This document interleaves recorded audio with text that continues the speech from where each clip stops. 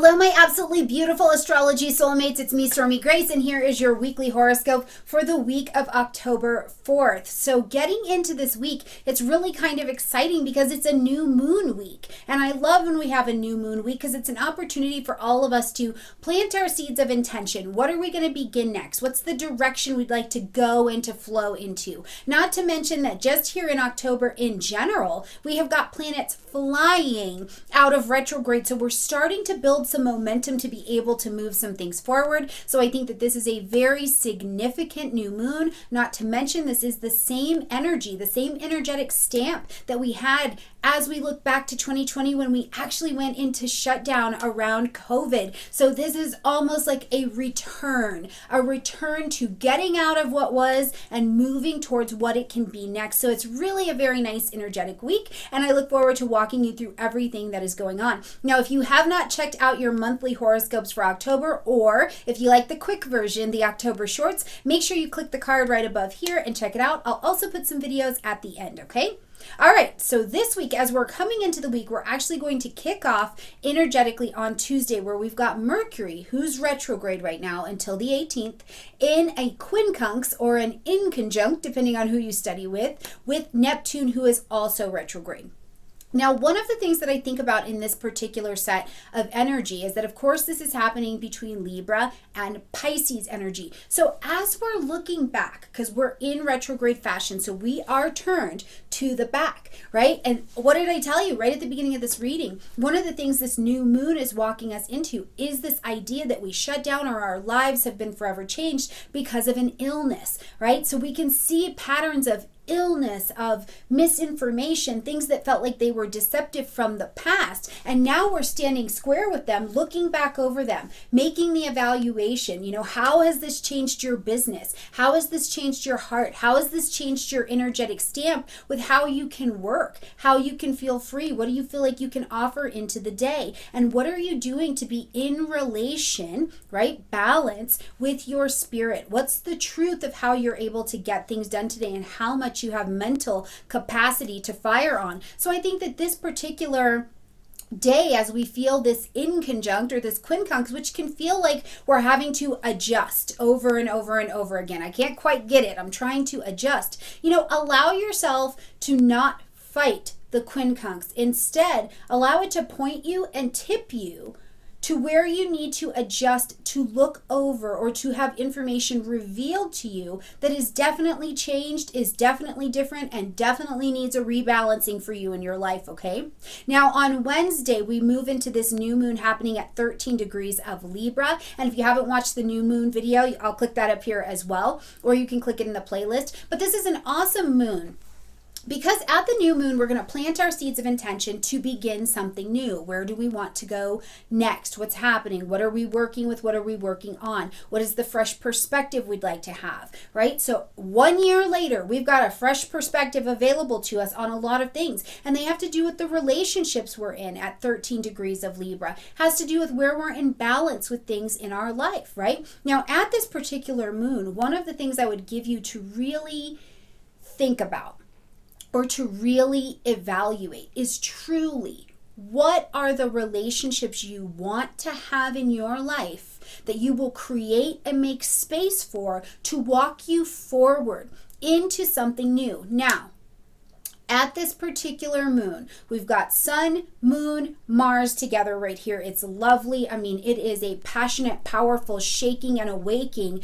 of information, but it is QUINCUNX, Uranus, that is in Taurus. So you may have this feeling of, yes, Stormie, I hear you. I am ready to breathe in these new relationships, this new balance into my life, this new sense of justice and fairness in my life, in my world, in my community, but I can't quite see how to get it done, or I don't quite have the finances to put that in place just yet. So I need to be excited, be awake, be aware, look for the opportunities, even research them, but I feel like I need to wait. And that would be exactly what this energy feels like. But it is bringing a significant time for you of new beginnings in new relationships. So enjoy it. Now, a little bit later in the day, we're going to get just later in the morning, and we're going to see Pluto come out of retrograde on this day as well. Now, Pluto coming out of retrograde at 24 degrees of Capricorn. So make sure you locate that on your chart, okay? And if you don't know how to locate that on your chart, if you go to my description box down below, I have a video that shows you how to find the active transit in your chart. So check that out, okay?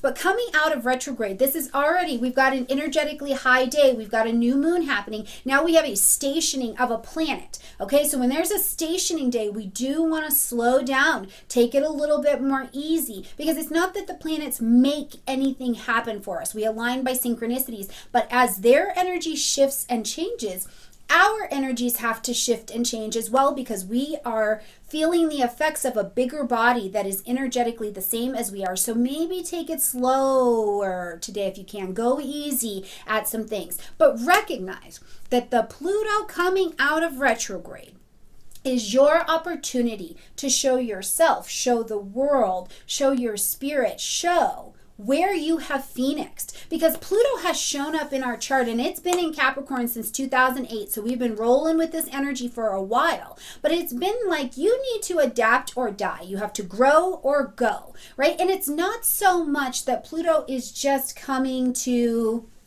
kill you off, right? Pluto can get a bad rep for just death, death, death. And it is. Something has to die off so that something else can live. But it is also that Pluto will take you to the depths of this particular area of your chart, whatever house this is for you. But in Capricorn, is taking us to the depths of our foundations, our beliefs around male energy, right? Masculine energy, around business. How do we work? How do we do business? What fits in this timing for the world, right? What fits in this timing for your life? Your parents, you as a parent, the things that you see as authority, government. It's been bringing a change to absolutely all of it. And it has said to each of us personally, you have to grow or you have to go here. This is a time to adapt or die, right? Like move on. So now as we phoenix, you get to kind of stand up here and say, here's how I've changed. Here's how I've developed this business area of my life, this family, this foundational, this how I achieve. What's my mission statement in life? This is how I develop this particular area. And you get to stand up, heart out, head up, and show that. And I love that for us. Now, as a global citizen, our world has obviously been challenged to adapt or die, right? We have burnt off relationships on the global stage and we'll change those alliances, which changes the way that we do business, the way that we live, the way that we work, the way that we interact. So all of these things now, as Pluto's out of retrograde, we're going to see the forward motion happening. We're going to see the new versions of things stepping up onto the stage. So it's a really interesting, energetic day. Please let me know in the comment section down below. What does the day feel like for you? What happened for you on this day? So come back to the video and let me know what was happening for you on this day. All right, when we get to Thursday, we're going to see Venus move into the energy of Sagittarius. So Venus, our planet of love, harmony, beauty, relationships, money, the way that we draw and magnetize things to us. Venus is going to move into the optimistic and grandiose sign of Sagittarius. So what we want here is we want to love. We want to do money. We want to do relationships. We want to have food and adventure in a way that brings freedom. I want to be free. I want to expand my horizons. I want this to be high-spirited and optimistic, and I want to know different things, right? I love Venus in Sagittarius because it gives us a space to think of, what are my beliefs? What are my ideas? What's my philosophy around my love, around my money, around how I speak and I connect with other people? Venus in Sag, which is also an expansive planet, this can make you very attractive if you're publishing, marketing, or broadcasting, because you get to take it and get out a little further than you normally have been. So it is a fun period. If you wanted to travel or learn a foreign language or dance to different music in your house or bring artwork into your space that makes you feel like you've traveled or you're connecting with something that is just makes you feel free, absolutely do all of that, okay? Now, also on Thursday, we've got the Sun in a conjunction with Mars. Sun, light, heat, life, vitality. Mars, not in retrograde, so moving forward and direct. So as these two are in a conjunction and interaction, it's like, woo, it's like woo-saw, you know, just just a bundle of vibrating energy, and it is ready to jump and to move and to go forward. It is vitality, it is passion, it is movement. There is an energetic balance that rises from the bottom to the top and wants your little fingertips to get busy doing some things. Now, as Mars is continuing to travel here today and doing this energy with the sun, it is a great day to initiate things. It is a great day to get things done, to get things moving. And as we continue to travel through the week, it's actually interesting because we will get down to Saturday and we'll see the sun actually come into conjunction with Mercury, who's retrograde then. So it's like, go ahead, start implementing some things that you've researched, some things that you've been learning about, right, with this Sun-Mars conjunction. And then as we get to Saturday, if you need to review it or you need to redo something or edit, then you can use that Sun-Mercury conjunction, which is going to be really, really good. Now, the other thing I think about this Sun-Mercury conjunction as we arrive here on Saturday is that anything, like I keep seeing like newsletters or publications or negotiations that you needed to put out. If you need to go back to a conversation and adjust the flow of it, right? Like you need to tweak it a little bit so that it has the right kind of flow as you're putting out. And even if this is a conversation with your children, or you need to finish up those emails, those projects, whatever, this is a great day throughout the weekend to be able to do that. Now, we're also going to have that same Mercury, who's retrograde, in conjunction with Mars. So you see, we've got this Sun, Mars, Mercury dance as we're tip-tapping throughout the weekend. Now, as Mercury gets into conjunction with that Mars, there's your action, right? There's your action to redo things. But the thing I do want to tell you is that with Mercury and Mars together, it's a really good idea for you to remember that it's wise to stay open to constructive and positive criticism that's maybe helping you get where you need to go, because maybe you put out something and people are like, hey, this doesn't look good, this doesn't, or you show up in a way that people are like, whoa, kind of taken back. And instead of rising up and coming to like, we're going to fight. I'm going to fight or flight here. I need to defend myself. I need to defend my ideas. I need to be open to see where maybe a person is showing you something and they're right about it. Start from that position. Where is this correct? And let me work backwards from it. It's like, leave the fight or flight defensive position as you're traveling throughout the weekend to see where maybe something's just challenging an idea for you, but it's actually trying to kick you onto the right course. So I would tell you to do that. Now, again, if you do business or you do anything like that, look over those ads, the newsletters, all of the good stuff. That will be very useful for you. Now, as we arrive on Sunday, dang, I'm so excited. Saturn is coming out of retrograde. And I know that not everybody gets excited about outer planet retrogrades. I do. I really do, because I think they govern so much of our movement in the outer world that as they retrograde and we have the chance to review that and then they come on back, we need to be taking advantage of this particular energy. And I don't believe for 2 seconds that they are far too far away from us for us to feel that impact. I don't agree with that. But Saturn on Sunday at 10 o'clock a.m., and now this is going to be, p.m., this is going to be happening, and we're going to see Saturn come out of retrograde at 6 degrees of Aquarius. So mark that down on your chart. So this means that business, government, work, all things related to authority figures get to start moving forward. But also this question of, what are you doing to achieve? Like, what have you adjusted during this retrograde time with Pluto and Saturn and Jupiter retrograde? What were you doing to make sure your foundations were solid so that you can achieve going forward? Because Saturn would have put us in a position in retrograde to reflect on this. Also, what lessons did I need to learn?